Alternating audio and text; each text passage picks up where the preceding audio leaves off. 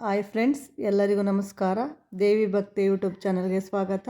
ಇವತ್ತು ನಾನು ಭಗವಾನ್ ವಿಷ್ಣುವಿನ ಅವತಾರಗಳಲ್ಲಿ ಒಂದಾದಂತಹ ಮತ್ಸ್ಯ ಅವತಾರದ ಬಗ್ಗೆ ತಿಳಿಸ್ಬೇಕು ಅಂದ್ಕೊಂಡಿದ್ದೀನಿ. ಇದುವರೆಗೆ ಯಾರು ನನ್ನ ಚಾನಲ್ನ ಸಬ್ಸ್ಕ್ರೈಬ್ ಮಾಡದೆ ನೋಡ್ತಿದ್ದೀರಾ, ಪ್ರತಿಯೊಬ್ಬರು ನನ್ನ ಚಾನಲ್ನ ಸಬ್ಸ್ಕ್ರೈಬ್ ಮಾಡಬೇಕು ಅಂತ ಕೇಳ್ಕೊಳ್ತಾ ಇದ್ದೀನಿ. ವಿಷ್ಣುವಿನ ದಶಾವತಾರಗಳಲ್ಲಿ ಮೊದಲನೇದು ಮತ್ಸ್ಯ ಅವತಾರ. ವಿಷ್ಣು ಈ ಮತ್ಸ್ಯ ಅವತಾರನ ತಾಳಕ್ಕೆ ಕಾರಣ ಏನು, ಈ ಅವತಾರವನ್ನು ಅವನು ತಾಳಿದಾಗ ಏನೆಲ್ಲ ನಡೀತು ಅಂತ ತಿಳಿಸ್ತಾ ಇದ್ದೀನಿ. ವಿಷ್ಣು ಮತ್ಸ್ಯಾವತಾರವನ್ನು ತಾಳೋಕ್ಕಿಂತ ಮುಂಚೆ ಈ ಸಮಯದಲ್ಲಿ ಜನರ ಪರಿಸ್ಥಿತಿ ತುಂಬ ಕೆಟ್ಟದಾಗಿತ್ತು. ಈ ಸಮಯದಲ್ಲಿ ಜನರು ಅನೈತಿಕರು ಮತ್ತು ಸ್ವಾರ್ಥಿಗಳಾಗಿದ್ದರು. ಆದ್ದರಿಂದ ವಿಷ್ಣು ಏನಂತ ನಿರ್ಧಾರ ಮಾಡ್ದ ಅಂದರೆ, ಇಡೀ ಜಗತ್ತನ್ನು ಪ್ರವಾಹದಲ್ಲಿ ಮುಳುಗಿಸಿ ಮತ್ತೆ ಜಗತ್ತನ್ನು ಸೃಷ್ಟಿ ಮಾಡಬೇಕು ಹೊಸದಾಗಿ ಅಂತ ಯೋಚನೆ ಮಾಡ್ದ. ಈ ಸಮಯದಲ್ಲಿ ಸೃಷ್ಟಿಯ ಮೂಲ ಕಾರಣವಾದಂತಹ ಬ್ರಹ್ಮದೇವರಿಗೆ ಇಡೀ ವಿಶ್ವದಲ್ಲಿ ಜ್ಞಾನದ ಮುಖ್ಯ ಮೂಲವಾದ ವೇದಗಳ ಮೂಲ ಪಠ್ಯಪುಸ್ತಕವನ್ನು ರಕ್ಷಿಸುವ ಜವಾಬ್ದಾರಿಯನ್ನು ಕೊಡ್ತಾನೆ.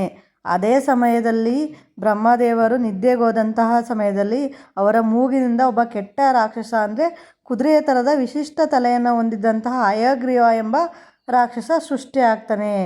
ಅವನು ಸೃಷ್ಟಿಯಾಗಿ ಹೇಗೋ ಬ್ರಹ್ಮದೇವನನ್ನು ವಂಚಿಸಿ ಅಲ್ಲಿಂದ ವೇದಗಳನ್ನ ಕದ್ದು ಹೊರಟೋಗ್ತಾನೆ.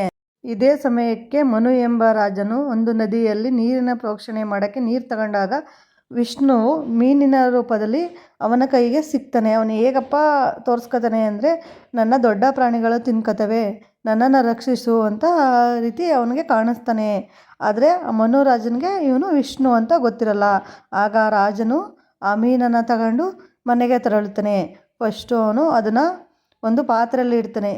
ಅದು ಮೀನು ಬೇಗ ಬೆಳೆಯುತ್ತೆ. ಯಾವ ರೀತಿ ಬೆಳೆಯುತ್ತೆ ಅಂದರೆ, ಟ್ಯಾಂಕಲ್ಲಿ ಇಡಬೇಕು ಆ ರೀತಿ ಬೆಳೆಯುತ್ತೆ. ನಂತರ ಒಂದು ಟ್ಯಾಂಕಲ್ಲಿ ಇಟ್ಟು ಸಂರಕ್ಷಣೆ ಮಾಡ್ತಾನೆ. ನಂತರ ಇನ್ನೂ ದೊಡ್ಡದಾದಾಗ ಅದನ್ನು ತಗೋಗಿ ನದಿಗೆ ಬಿಡ್ತಾನೆ.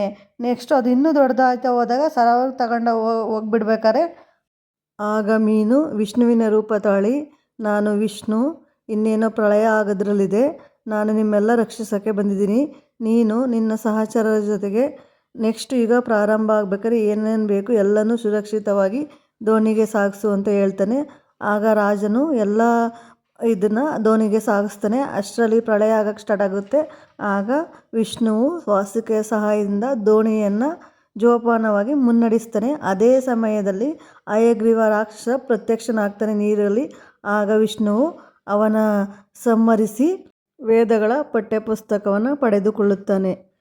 ಪ್ರವಾಹ ಕಡಿಮೆಯಾದ ನಂತರ ರಾಜನು ಮತ್ತು ಅವನ ಸಹಚರರು ಭೂಮಿಯನ್ನು ಮತ್ತೆ ಜನಸಂಖ್ಯೆಗೊಳಿಸುತ್ತಾರೆ. ಇಲ್ಲಿಗೆ ಹೊಸ ಯುಗ ಆರಂಭವಾಗುತ್ತದೆ.